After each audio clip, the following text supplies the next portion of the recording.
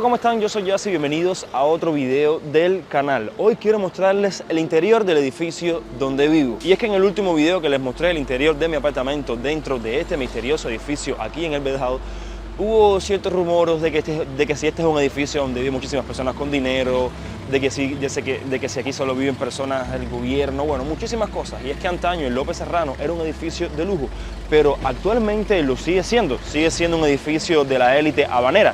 Esto lo vamos a descubrir en el video de hoy. Así que quédate que les voy a mostrar el interior del mítico López Serrano.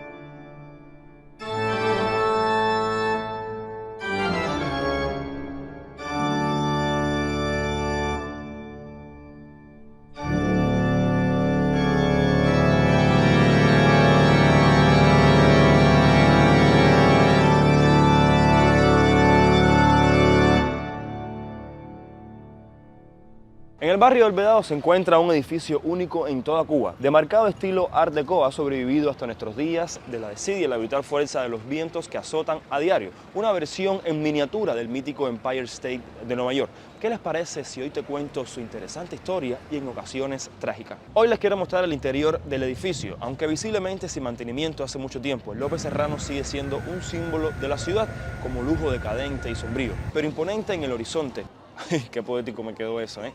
¿Qué les parece si vemos el edificio donde vive Yasevitz? Por fuera, así es como luce el López Serrano. Miren, quiero mostrar. La estructura, la verdad, se ve bastante fuerte, aunque, bueno, claramente le falta como mantenimiento. Pero algo que me llama mucho la atención son los detalles Art Deco que aún se mantienen en la fachada y en el interior, que más adelante irán conociendo poco a poco. Este lado del edificio, como pueden ver, no tiene balcones y la torre del medio, por llamarlo de alguna manera, tampoco tiene balcones. O sea, los únicos apartamentos que tienen balcones son los que quedan hacia mi lado, o sea, la torre que está por la parte del malecón. Aquí antiguamente se encontraba una farmacia, una bodega. Estos edificios tenían que tener sí o sí posiciones para negocios públicos en los primeros niveles. Y como era El Vedado y era un barrio de gente con mucho dinero, el edificio no podía llegar justamente hasta la acera, sino que tenía que tener como un jardín que, como ustedes pueden ver hoy, es, bueno, casi nada lo que queda allá.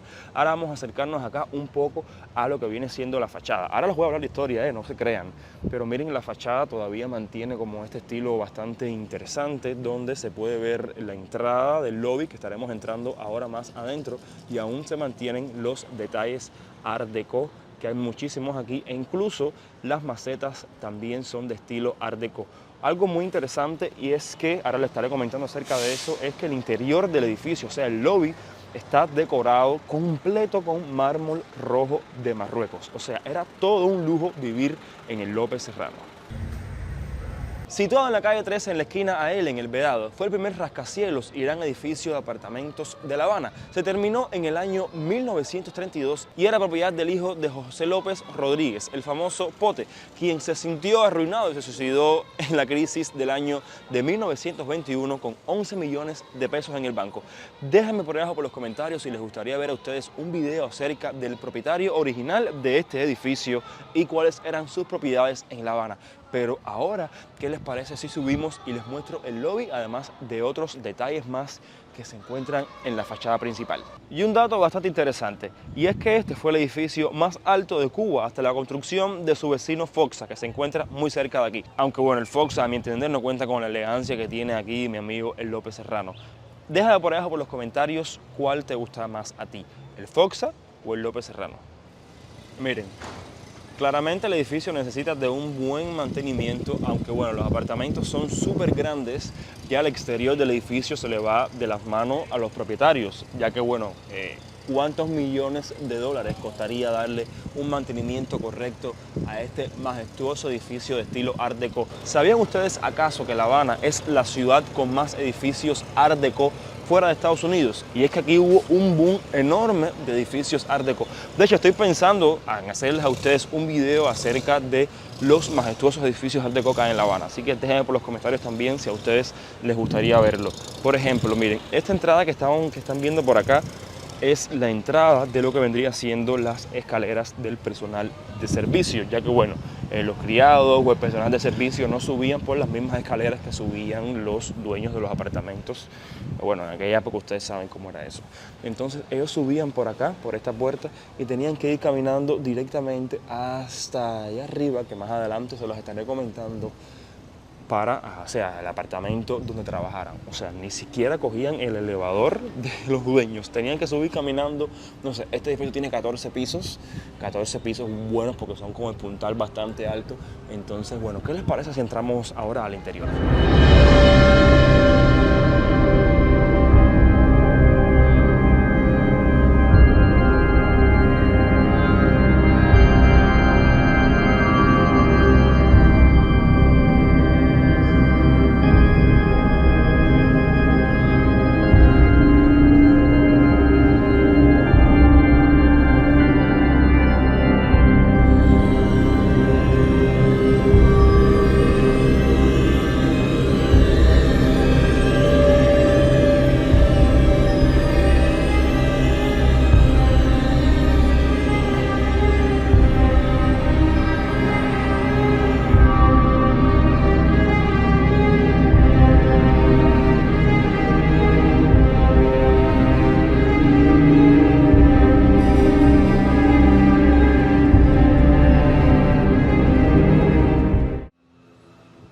Miren el lobby. Primeramente aquí nos recibe una foto original de lo que vendría siendo el edificio antiguamente. El edificio, como pueden ver, es bastante oscuro a pesar de que estamos a plena luz del día. Y es que bueno, el Art Deco ustedes saben que es así, bastante misterioso. Pero bueno, también depende del lente que estoy usando, ya que es un lente que cuando lo pongo más grande se ve más oscuro. Pero bueno, es así como luce literalmente. Claramente le falta mucha iluminación. Originalmente acá es donde iba toda la luminaria, acá estas que lo que tienen adentro es un tubo de luz fría, entonces nos alumbra muchísimo principalmente. Pero quiero que vean lo misterioso que luce el edificio y eso me encanta. El edificio es bastante seguro ya que tiene, bueno, aquí tiene su puerta que tiene llave. Entonces, además, no se dejen llevar por el terror que te transmite. Pero bueno, miren qué interesante, caballero. Literalmente es algo que me encanta, es que es misterioso, es diferente, no es lo común. Recuerda que es un edificio de los años 30, por ende no se tenían los mismos conceptos que se tuvieron después. O sea, no tomen en cuenta lo que ustedes consideran como moderno, porque es un edificio de los años 30, entonces por ende se tenían en cuenta otras cosas, el Art Deco, estas paredes que son de mármol de Marruecos, o sea, un mármol carísimo para la época. Bueno, quiero mostrarles esta escultura que se llama El Tiempo, una escultura original que data de la época, que está hecha de bronce. Muy interesante. ¿Qué les parece si ahora subimos hasta el piso número 8 y les muestro los misteriosos pasillos de este edificio? Bueno, este es el interior de los elevadores, que a pesar de que, bueno, el video pasado muchas personas dijeron que si eran inseguros, lo que sea, los elevadores son los elevadores de toda la vida. Si se va la corriente, bueno, no sé qué pasa, pero no creo que aquí se vaya la corriente, porque desde que estoy acá no se va la corriente. Entonces, ¿qué le parece si ahora entramos y subimos por las misteriosas escaleras también, Miren. Miren, esto es lo que vendría siendo un pasillo típico del López Serrano. Vamos a subir ahora por las escaleras que, bueno, como pueden ver, son muy oscuras, pero bueno, es que nadie usa las escaleras, Miren la ventana acá. Vamos a subir y este vendría siendo mi piso. Y así es como lucen los pasillos normalmente de acá del edificio. Miren. O sea, se ve mucha claridad, se ve mucha oscuridad porque, bueno, hay claridad de contrafondo, pero normalmente, bueno, es así como ustedes ven. Y bueno, miren, algo bastante curioso que quería contarles ahora es que hay puertas pequeñas y es que estas eran las puertas en su momento por donde entraba el personal de servicio o los criados. O sea, ya que ellos no entraban por las puertas principales por donde entraba el personal del edificio ni nada, Ven, por ejemplo, les muestro el apartamento donde yo vivo, por ejemplo. Ven que está la puerta principal, que es enorme, y la puerta pequeñita, que es por donde entraban los criados o los sirvientes o el personal de servicio, o como ustedes quieran llamarle. ¿Qué les parece si ahora entramos un poco a mi apartamento y les muestro el interior de cómo luce para que tengan una idea de cómo es esto? Y decirles algo bastante interesante es que, por ejemplo, en este lado de acá hay un apartamento, en la torre del medio hay 2 apartamentos y en la de allá hay un apartamento. para que tengan una idea más o menos. Los más exclusivos eran de este lado donde yo vivo, ya que eran los que tenían balcón y tenían 4 cuartos. Vamos a entrar a conocerlos.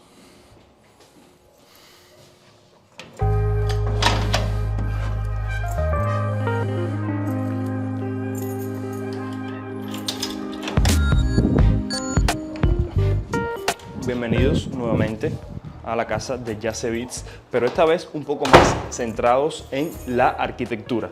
Miren los suelos, o sea, los suelos son espectaculares, o sea, son suelos que se usaban muchísimo en la época. Y bueno, aquí que estamos hablando de Art Deco, miren lo que tenemos aquí, un libro de Art Deco.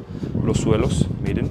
Este suelo de afuera, caballeros, me encanta, es rojo, un suelo hidráulico, como le dicen, que ya no se ve mucho, pero miren también las vistas que tiene esta ala del edificio, de todo el Vedado, al menos gran parte de él. Parece que va a llover, ojalá, a ver si refresca un poco. Pero centrados en el Art Deco, vamos a ver los suelos. Este es el suelo de la sala. Parece que antiguamente se usaba mucho poner diferentes tipos de suelo en las diferentes estancias de la casa. Ahora normalmente un propietario pediría que el suelo de la casa fuera el mismo, pero antaño, en los años 30, 32, o sea, acabadito a salir de los años 20, no eran los mismos conceptos que ustedes tienen. Así que transfórmense tiempo atrás de cómo luciría. Ahora, bueno, estos colores claramente han sido modificados, colores que yo voy a quitar porque estos colores los odio, el anaranjado, el rojo, no. Esto tal vez estoy pensando entre un beige o un blanco tirando para gris. Y bueno, el techo está perfecto, es el techo que no tengo que tocarlo. Déjenme por los comentarios ustedes qué colores le darían personalmente acá. Pero bueno, claramente el anaranjado no es una opción.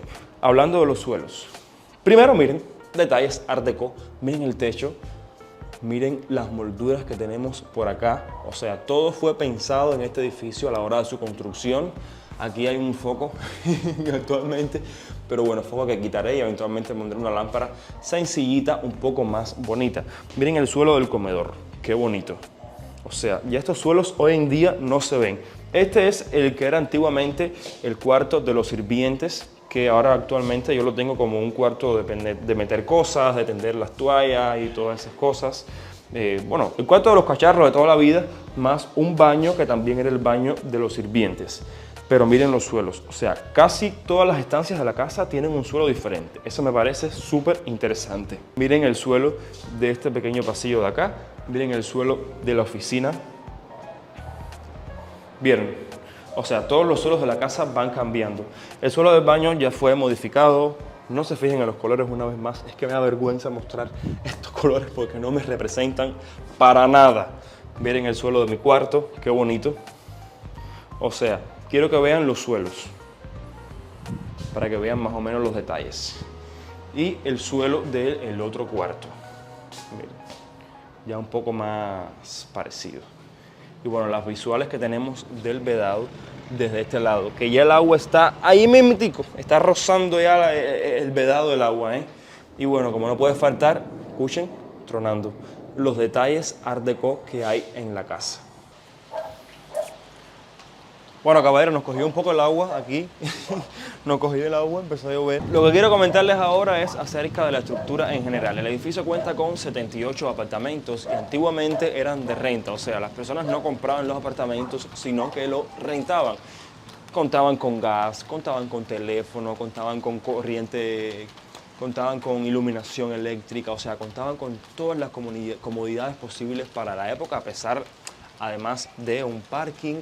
Y algo muy interesante es que tú podrías, por ejemplo, contratar el servicio de comida. O sea, tú contratabas, o sea, pagabas ese servicio en la renta mensual y todos los días te traían el almuerzo, te traían la comida, ya que supongo que en la parte del sótano había hasta una cocina, incluso había un incinerador donde tú aquí cerca tirabas la basura y llegaba hasta allá abajo. O sea, no tenías ni siquiera que bajar a botar tu basura, aunque bueno, para eso tenías un criado también.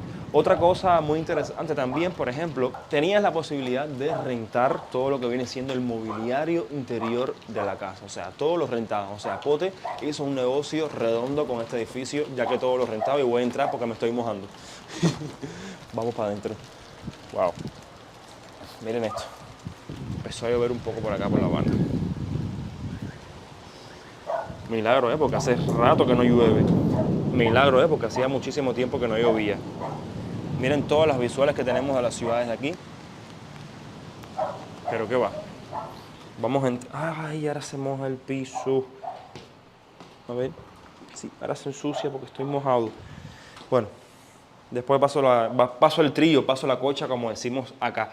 Ahora quiero hablarles a ustedes acerca de una de las personalidades más importantes que ha vivido en este edificio, como lo es nada más y nada menos que Eduardo Chivas, que se suicidó. Déjame cerrar las ventanas de la oficina. Miren la mesa como se mojó. Eso es lo malo de vivir en estos lugares, que si te descuidas, todo se te moja. O sea, tenerlo todo abierto o todo cerrado al mismo tiempo. No sé ni qué hacer. Y este video no podía culminar sin hablar del personaje más ilustre quizás que ha vivido en este edificio, Eduardo Chivas. ¿Quién fue Eduardo Chivas? Fue una personalidad muy importante de los años 40, a principios de los años 50, ya que era senador y era un activista activo, valga la redundancia, en contra de la corrupción, era antiimperialista también, o sea, era una persona que abogaba muchísimo por la cubanía y por una Cuba realmente democrática. De hecho, en el 48 fue candidato a la presidencia de Cuba, en la que, bueno, en esas elecciones salió victorioso el presidente Pío Socarrás. Luego Pío Socarrás sufrió un debacle ya que era muy corrupto, o sea, como todos los presidentes que existían antes. Yo creo que Cuba nunca ha tenido un presidente que valga la pena. Y que bueno, ¿qué pasó? Que se empezó en el debacle de Pío y toda su camarilla de ministros, etc. Eduardo Chivas había denunciado la grave malversación de fondos que tenía el ministro de Educación en aquel momento. Pero bueno, ¿qué pasó? No pudo demostrarlo públicamente, por lo cual entró en una depresión intensa que lo hizo lamentablemente suicidarse. Se disparó al aire en un programa que él tenía en vivo. Entonces, imagínense ustedes, murió varios días después en el hospital. Pero en ese mismo último discurso que él dio antes de morirse, dijo que para Cuba estaba destinado un gran futuro, solo que Cuba tenía que trabajarlo. O sea, el pueblo tenía que trabajar ese gran futuro que le correspondía a esta isla. Y eso está más que claro, ¿eh? Le toca al pueblo realmente de Cuba dirigir, encaminar su destino, no a más nadie. O sea, está aquí adentro el verdadero destino de la isla. Y bueno, si estamos como estamos, es porque no los merecemos. Básicamente lo dice eso, porque si quisiéramos cambiarlo realmente, se cambiaría como ha pasado miles de veces en la historia. Entonces, bueno, sí quería decirles ese chisme histórico de Eduardo Chivas.